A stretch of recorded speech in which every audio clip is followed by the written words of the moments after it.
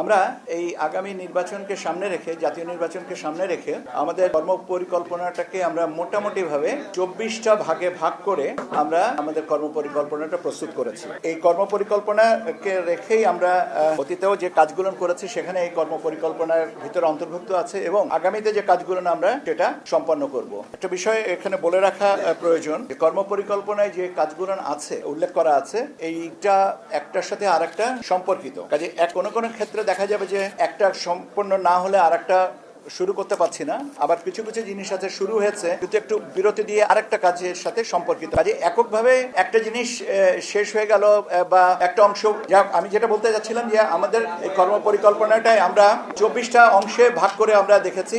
তার একটা হচ্ছে অংশীজনের সাথে সংলাপ, এটা আমরা শুরু করার ইচ্ছা আছে আমাদের সেপ্টেম্বরের শেষাংশ থেকে। আমরা 1 থেকে 1.5 মাস সময় নিব।